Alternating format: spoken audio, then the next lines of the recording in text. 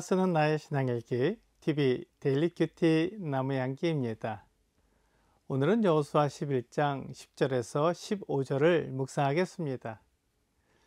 하솔은 본래 그 모든 나라의 머리였더니 그때 여호수아가 돌아와서 하솔을 취하고 그 왕을 칼날로 쳐 죽이고 그 가운데 모든 사람을 칼날로 쳐서 진멸하여 호흡이 있는 자는 하나도 남기지 아니하였고 또 하솔을 불로 살랐고 여호수아가 그 왕들의 모든 성읍과 그 모든 왕을 붙잡아 칼날로 쳐서 진멸하여 바쳤으니 여호와의 종 모세가 명령한 것과 같이 하였으되 여호수아가 하솔만 불살랐고 산 위에 세운 성읍들은 이스라엘이 불사르지 아니하였으며 이 성읍들의 모든 재물과 가축은 이스라엘 자손들이 탈취하고 모든 사람은 칼날로 쳐서 멸하여 호흡이 있는 자는 하나도 남기지 아니하였으니 여호와께서 그의 종 모세에게 명령하신 것을 모세는 여호수아에게 명령하였고 여호수아는 그대로 행하여 여호와께서 모세에게 명하신 모든 것을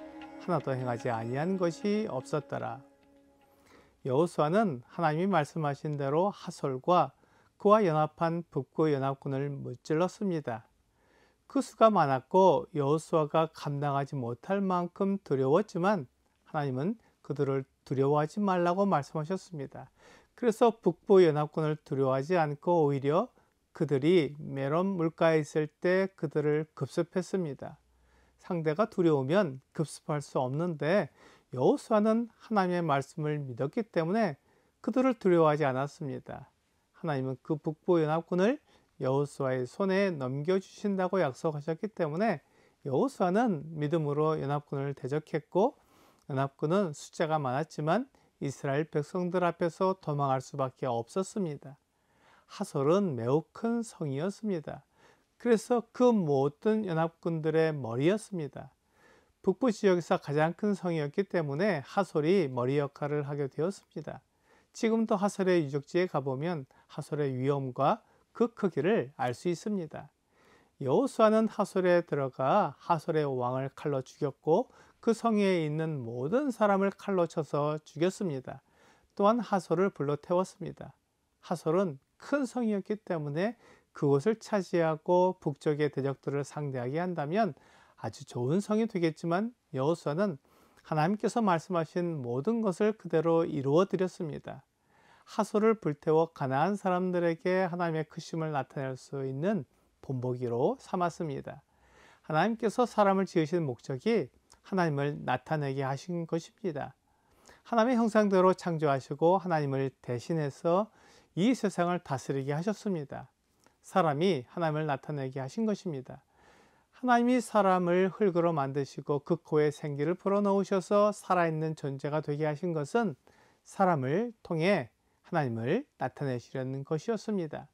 하지만 사람은 이 하나님의 목적을 잃어버렸습니다. 사람은 하나님을 떠나서 자기 마음대로 살았습니다. 하나님의 영광을 나타내지 않고 자기를 나타내고 싶어 했습니다. 고린도전서 10장 31절은 그런즉 너희가 먹든지 마시든지 무엇을 하든지 다 하나님의 영광을 위하여 하라 라고 말씀하고 있습니다. 이것이 우리의 목적대로 돌아오라는 것입니다. 사람은 하나님의 영광을 나타내기 위해 창조되었기 때문에 그 목적대로 돌아오라는 것입니다. 그래서 먹든지 마시든지 하나님의 영광을 위해 해야 합니다. 내가 먹는 것과 마시는 것보다 하나님의 영광이 더 우선적입니다. 하나님의 영광을 위해 사는 것이 우리의 목적을 이루는 삶이기 때문에 하나님이 기뻐하십니다. 여호수아는 그렇게 하려고 하솔을 불살랐습니다. 이것이 여호수아의 생각이 아니라 하나님의 생각이었습니다. 여호수아는 하나님의 말씀을 따랐습니다.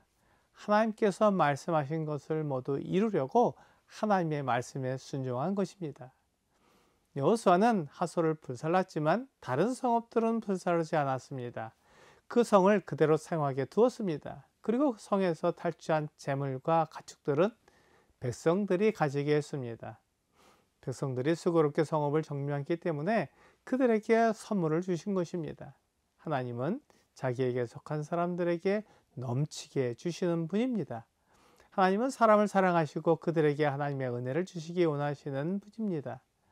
하나님은 이스라엘 백성들에게 승리를 주셨고 또한 탈취물도 가지게 하셨습니다. 이렇게 해서 그들에게 하나님의 사랑과 은혜를 경험하게 하셨습니다. 하나님이 하셔야 하는 일은 하나님이 하십니다. 이제 사람들이 해야 할 일을 할 차례입니다. 하나님은 모세에게 가나안 땅에 들어가면 해야 할 일을 말씀해 주셨습니다. 그것을 모세가 들었고 그 말씀을 여호수아에게 전해 주었습니다. 여호수아는 모세를 통해 들은 하나님의 말씀을 그대로 순종했습니다. 이것이 여호수아가 하나님을 사랑하는 모습이었습니다.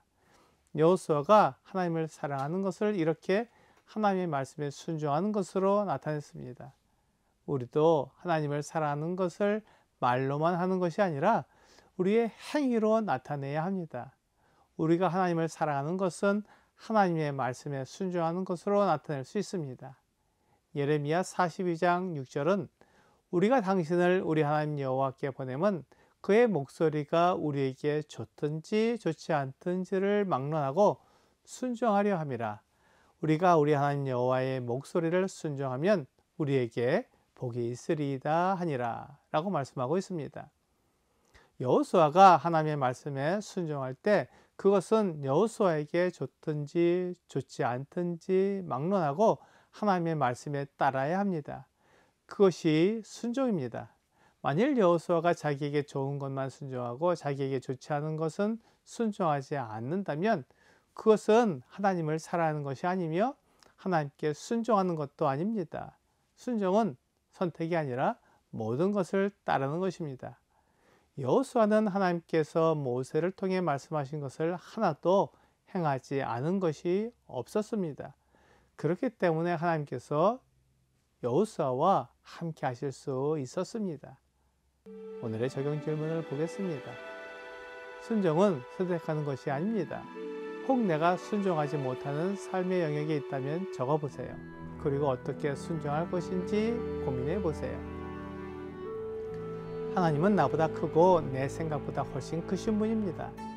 내 생각이나 내 방법보다 하나님의 말씀에 순종하면 그것으로 하나님을 나타낼 수 있습니다. 하나님을 사랑하는 마음을 순종으로 나타낼 수 있습니다. 오늘 하나님의 말씀을 순종하는 것은 내 생각에 맞는 것만 선택해서 순종하는 것이 아니라는 것을 알게 해주셔서 감사드립니다. 나에게 말씀하신 모든 것에 순종하는 여러분과 제가 되기를 주 예수님의 이름으로 기도합니다.